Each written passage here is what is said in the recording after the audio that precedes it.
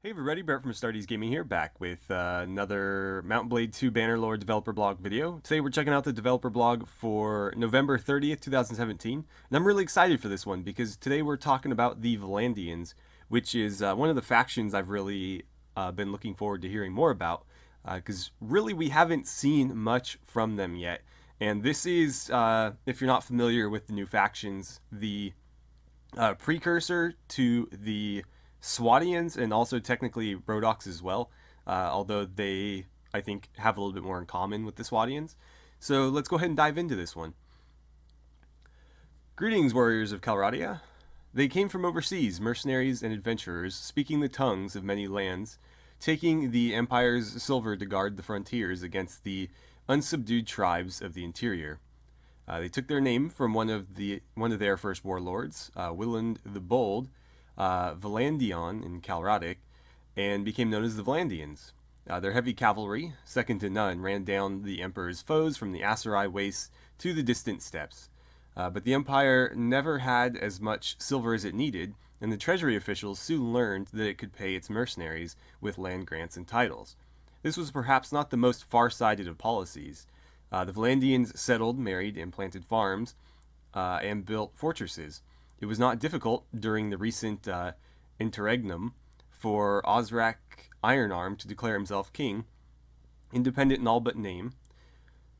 He seized the imperial capital of Baravenos and the lands along the coast, and that was how the West was lost to the Empire.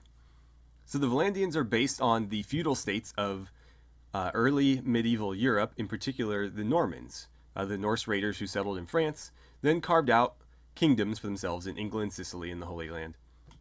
So a little bit of a history lesson here. If you have ever seen the show Vikings, Rollo, Ragnar's brother in the show, is actually the historical figure who founded the Norman peoples, essentially. The show is not very good at historical accuracy. He, in real life, was not Rollo's brother, Ragnar's brother. Ragnar himself is sort of a more legendary figure. It's sort of debated whether or not he even existed. He may have been like an amalgamation of several historical people, but Rollo was a real figure, just not Ragnar's brother. And the show does get right that he eventually sort of joined the West Frankians under, I guess, Emperor Charles. I don't know if he's a king. I guess he's an emperor. Emperor Charles. Anyways, he was basically sort of like brought on by them to defend the northern coast of Francia against further Viking raids. Now, one thing or another thing that the show gets wrong is that he had already sort of conquered some of those lands. Basically, as the Vikings were raiding West Francia, they set up little settlements rather than just going back to Scandinavia all the time.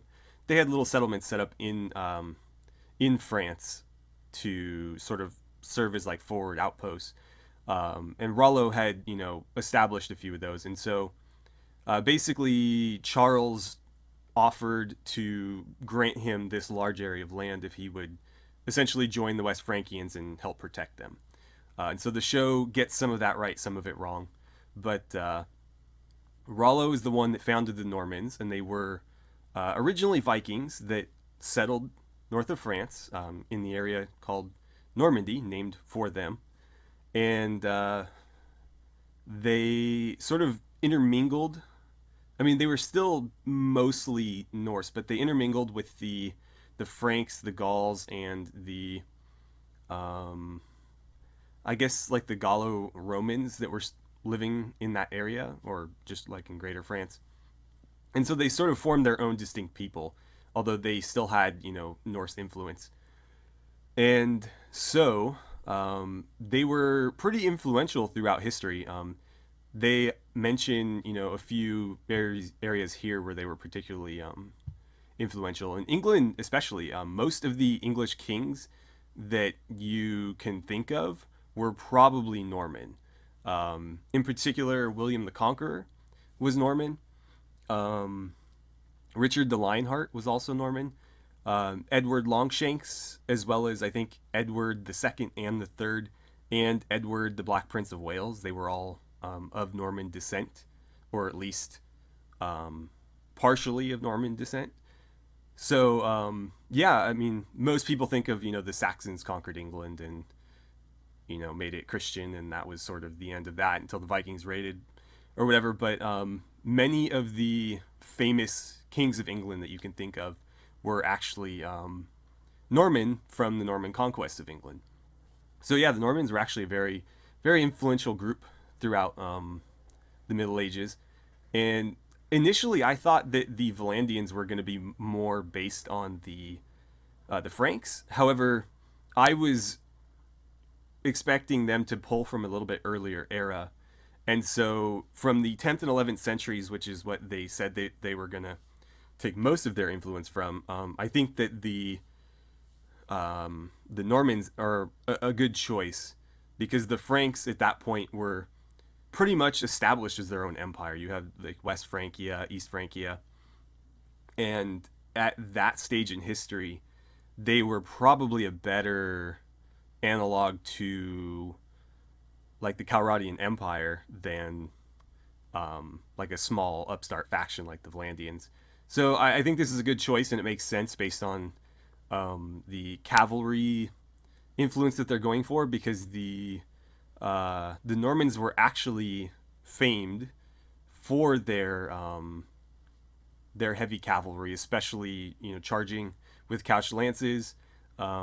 They were also, I've read in some instances that they were credited for bringing like extensive cavalry use to England, or at least sort of had some influence in that regard. Anyways, before I get too carried away with that, let's continue on with this. So the Normans stunned their Byzantine and Muslim adversaries with the fury and discipline of cavalry charges with couched lance, which, in the words of 12th century chronicler Anna Komnena, could pierce the walls of Babylon. I doubt it, but that's some pretty high praise. The knights combined extraordinary discipline in training for war with the tenacious pursuit of any land they could possibly conceive a claim to. Any gray area in feudal inheritance law was grounds for war. The careers of William the Conqueror, Robert Guiscard of Sicily, or the Crusader Bohemond were one of endless conflict, sometimes conquering more lands, but just as often over the relatively petty disputes of vassal against liege, brother against brother, or father against son. And so we get a screenshot here. These guys don't actually look particularly Norman. I think what they're trying to do here is give a little bit of like Rhodoc's precursor look to them, because the kettle helm isn't particularly Norman, and the armor doesn't look particularly Norman either. But again, they're just using the Normans as an influence. They're not making them direct, Norman analogs. So they can take some creative liberties with it. But in the concept art that they have here and down at the bottom here, they actually did adhere very close to what the Normans would have looked like in history. So I'd like to see more of their infantry and cavalry. I'm wondering if they stick more to this aesthetic, because I do like it. And here's another look at it. It's actually just a different angle, the same picture. The nasal helm in particular is like a very Norman, piece of equipment. In fact, a lot of times you'll see nasal helms being referenced to as Norman helms. So I would think we'll see a lot more of those throughout the units. I think, again, this is just more of a reference to Rhodoc's than trying to be historical. Anyways, the Vlandians control slightly more territory than the other factions, but we've ceded the ground for a lot of internal dissent among them. The world-weary Vlandian king, Durthert, will have to deal with barons who are more interested in pursuing their own agendas than fighting under his banner. Mountain Blade Warband also tried to model this herding cats aspect of medieval warfare, but some people found the implementation, in which lords could wander off on their own accord, to be frustrating. In Bannerlord, the new influence mechanism will let the player spend influence to keep large armies of quarrelsome vassals in the field, but that resource is limited. The Vlandians will have their share of minor factions, as with the Battanians and Khuzaits. These serve to emphasize the origins of the kingdom. For example, players who wish to emulate the adventurers who founded the Vlandian and Norman kingdoms can seek their fortunes with the Company of the Golden Bear, mercenaries who are based on medieval outfits like the Catalan or Free companies. And then here we have another screenshot, this one of like just a Vlandian town, I guess. We see a couple different clothing styles here. This looks like a guard, maybe. He's wearing chainmail with some sort of helmet that we can't see very well. And then a polearm on his back. It just looks like a basic spear. And yeah, I don't think there's anything else of particular note there. We can see some of the architecture here. It looks pretty generic.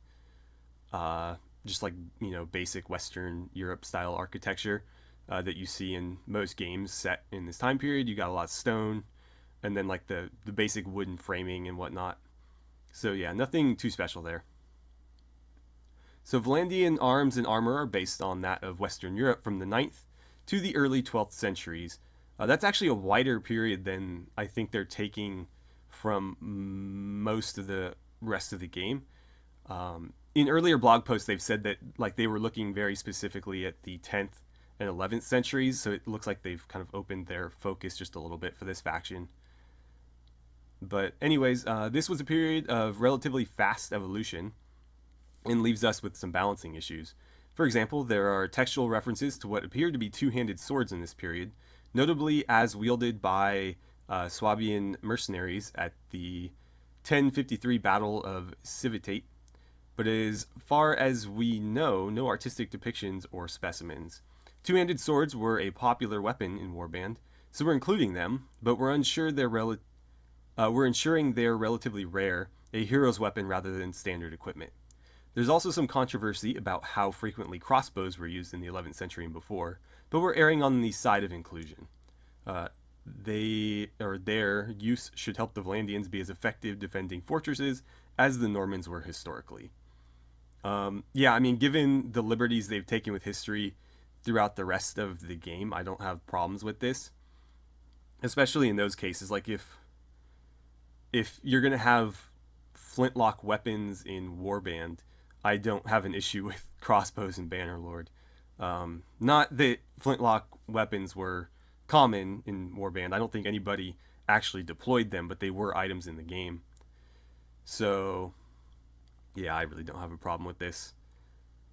So, the couched lance charge is a deadly tactic, as it was clearly on the medieval battlefield, but it becomes much more effective when it's performed by a good rider on a powerful horse. In Bannerlord, we're trying to ensure there's a trade-off between specializing as light or heavy cavalry. Light horses will be noticeably more maneuverable, but also more adverse to physical contact. And even the best heavy cavalry should think twice about crashing into a wall of spears. Even the Normans could not break the shield wall at Hastings, instead wearing it down with combined arms and feints. Still, used properly, a force of Vlandians can be a steamroller. Just be sure to keep them focused on your enemies instead of your own lands. One thing I'd like to see in regard to cavalry is more of a distinction between light versus heavy.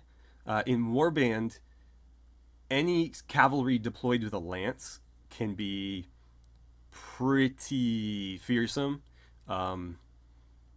Obviously, heavy cavalry is more durable, but that only tends to come into play when fighting in sustained combat with, like, you know, swords from horseback.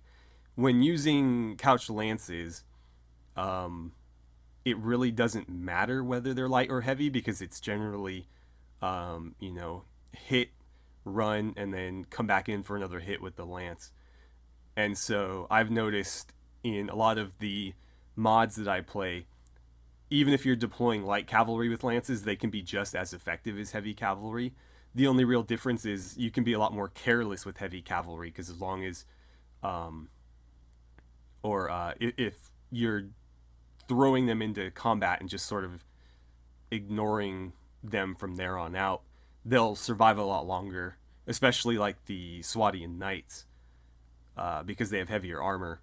whereas the light cavalry, you need to micromanage them a little bit more. But if you're, you know, just using them for lance charges, they can be just as deadly. So I'd like to see a little bit more distinction between those. But I'm looking forward to seeing what they're going to do with cavalry in this game, especially with all the physics implementation and stuff. Because, you know, having a heavier cavalry unit charging, especially a mass of them, charging into a force of infantry should have a much larger impact than, you know, light cavalry. Anyways, we get another bit of concept art here. I kind of already showed you guys this, and this is, again, a much better representation of what Normans would have sort of looked like with a little bit of, you know, artistic liberty. But it looks pretty good. I'm excited to play as this faction because I really like playing as the Vlandians in, like, if I'm going to play Native Warband, they're one of my go-to factions. In our Kingdom mod Let's Play, that's who we started as, and our current player kingdom is still, I would say, pretty heavily influenced by them. So when Warband comes out, I will definitely be playing through as, you know, like a Vlandian knight at some point. I would probably say among the factions that we are going to be seeing in Bannerlord, I would probably put them in my top 3.